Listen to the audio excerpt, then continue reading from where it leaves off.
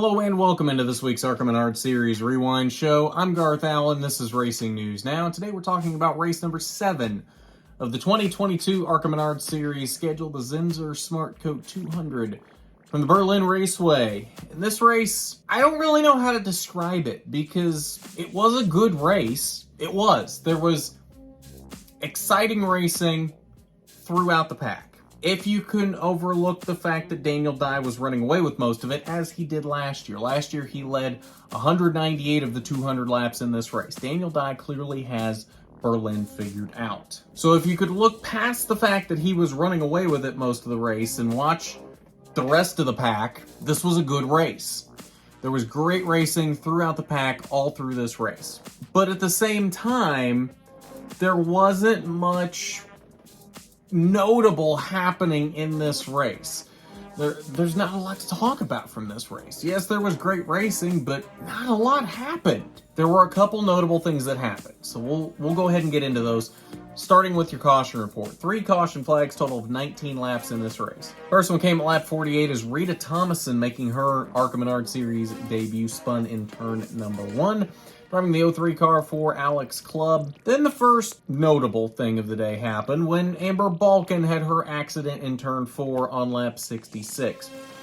TV apparently did not get a shot of this at all, because the only thing we saw on TV was after it had happened, she's sitting backward on the track in turns 3 and 4 with the back end of the car crumpled up. So not 100% sure what happened there, but in her post-accident interview, she did apologize to her team, admitted that she had screwed up. Not exactly sure how she screwed up, but clearly did something, and good to see her taking the blame for it. That being said, it was fairly disappointing to see, as she did have speed on the day. I know she was really looking forward to possibly getting her first top 5 of the season in this race. I don't want this to take away from what she has done this season, though, because before the wreck, pretty fast in this race. The rest of the season, pretty fast. I'm still very, very impressed with what I have seen out of Amber Balkan this season. I feel that she is overperforming in that 30 car almost every single week.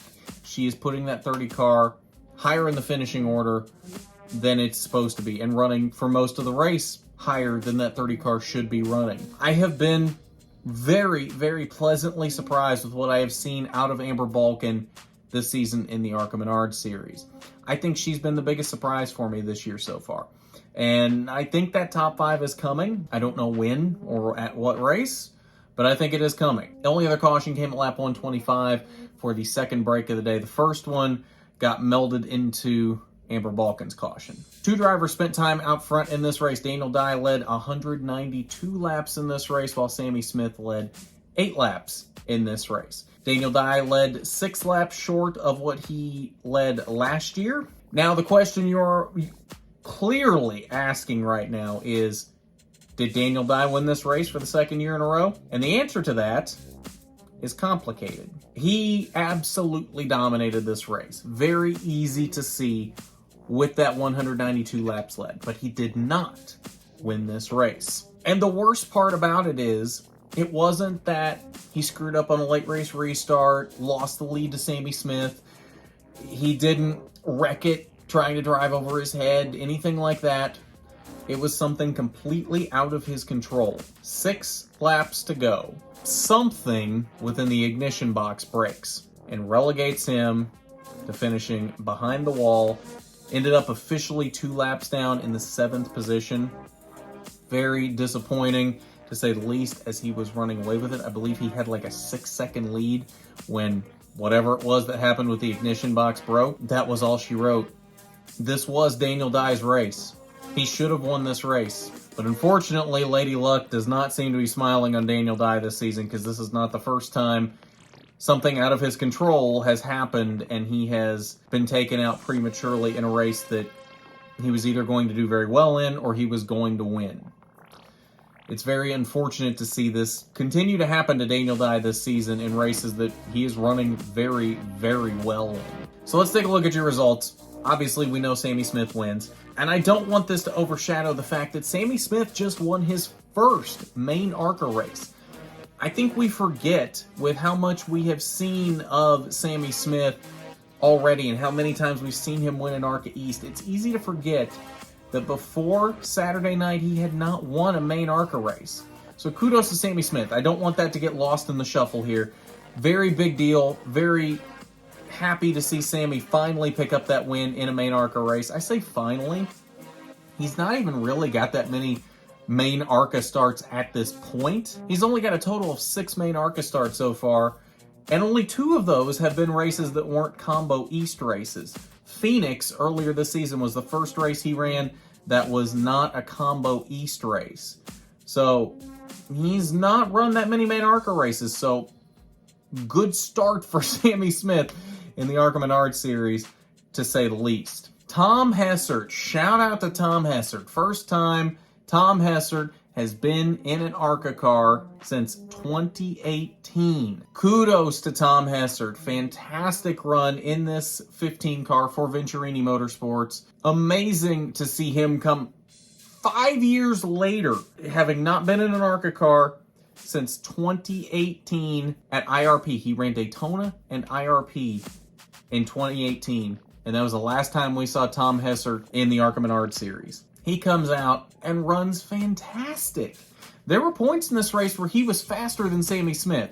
I believe Mark McFarland and that 18 team tuned a little bit on that 18 car in that final brake caution, which is what made the difference with Sammy Smith being faster than Tom Hessert late in the race. But we very easily could have seen a Tom Hessert victory in this race. How cool would that be? It would have been his 7th career win, first since 2016. I think that would have been an incredible story if Tom Hessert had come out with a victory in this race. Still would have sucked for Daniel Dye, but would have been really cool to talk about if Tom Hessert had won this race. Good run for Jesse Love and Taylor Gray, 3rd and 4th. Neither one of them really in contention for the win in this race. Both of them kind of off. Both of them had fairly good top 5 cars in this race, but they just didn't have anything for Daniel Dye, Sammy Smith, or really Tom Hessert either. Then you look at the Rev Racing boys of Raja Carruth and Nick Sanchez in 5th and 6th. I don't know what happened to those two in this race. They were off. Both of them spent time 1 lap down in this race. Raja ends up back on the lead lap at the end of the race. I don't know what happened there. Apparently their short track program must be really off, or maybe just Berlin is really off for them, but not a good day for Rev Racing.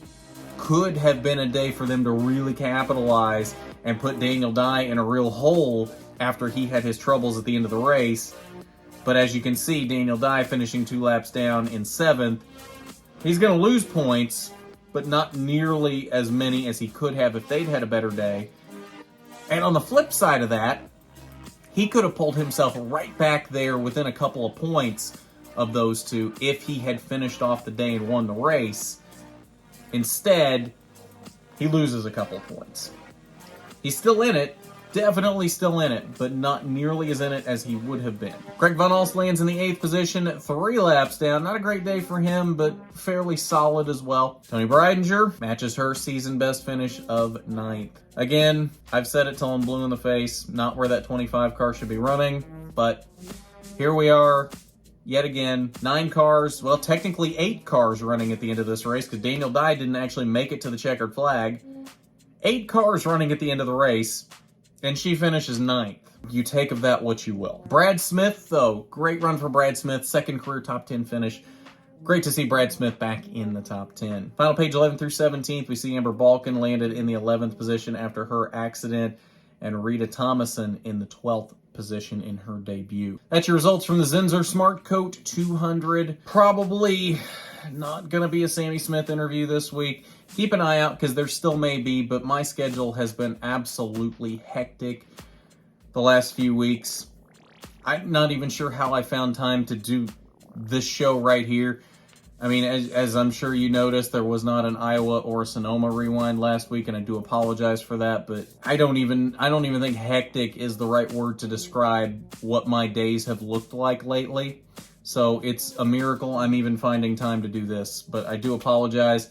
Keep an eye out, though. If I do find time, I will try to fit into Sammy Smith's schedule this week and get a chat with him talking about his first main ARCA victory. Point standings following Berlin, 7 races into the season. Rajah Caruth is now officially wholly the points leader again, now by 1 point over his teammate Nick Sanchez. Daniel Dye loses a couple points. He falls to 11 points back now in the 3rd position. Now, the stat that I was looking at here, I think really tells the tale for exactly why these top 3 are where they are points-wise. Laps led versus laps completed.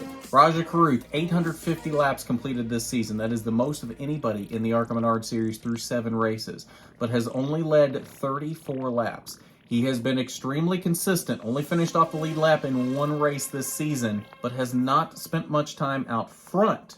Again, though, very consistent. Nick Sanchez has completed 848 laps, but he has led 62 and, of course, has his 2 victories. So there's the difference there, and there's what is keeping Nick Sanchez in the title hunt, even though he's only finished on the lead lap in 4 races this season. But he's led 62 laps, and he's won 2 races. So between those two, Rajah Caruth is the poster for consistency, and that is why he has the points lead right now, even without a win. Daniel Dye, on the other hand, in 3rd. This is the interesting case. Remember, he is minus 11. Daniel Dye has only completed 787 laps this season. That is 63 laps less than Rajah Caruth has completed. But he has led 224 laps. That is the most any one driver has led through 7 races in this season. That is what is keeping Daniel Dye in this, but that is also what is keeping him out of it. He has had multiple races this year where he has had issues, just like he had Saturday night in Berlin. That is what is keeping him out of the championship right now. If he can get the bad luck off his back, get the mechanical problems fixed, keep out of trouble, I think he's got more speed than the Rev Racing cars do, because clearly he has spent more time out front with 224 laps led this season. But he's got to fix the mechanical gremlins and the bad luck, and I still think he is the strongest of these 3 championship contenders. He's just got to get the bad luck fixed.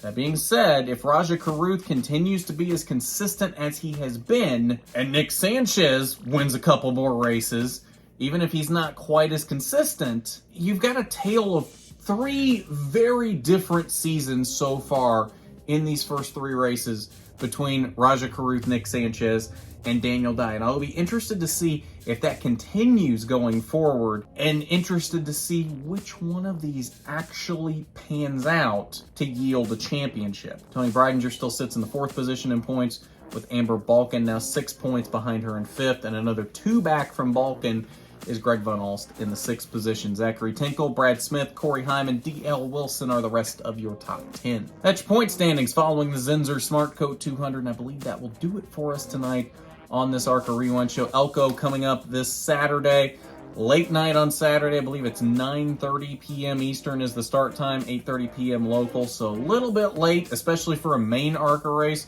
We kind of get used to that with the West races, although I have my grievances with that.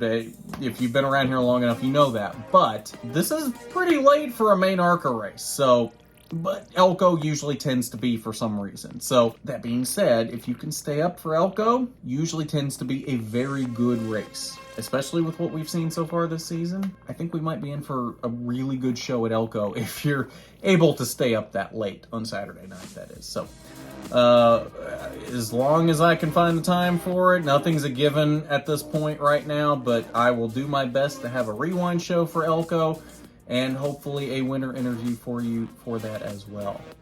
But as always, we want to thank our Patreon supporter, Regional Manager William Holmes. Thank you as always for your support. It is greatly appreciated. If you would like to be a patron of RNN, the link is down below in the description, patreon.com/racingnewsnow. Not required by any means, but definitely appreciated when you want to support RNN in that way. But I think that's going to do it for us on this ARCA Rewind show. So at that, I'm Garth Allen for Racing News Now. Oh, did you want to say bye too? Yeah.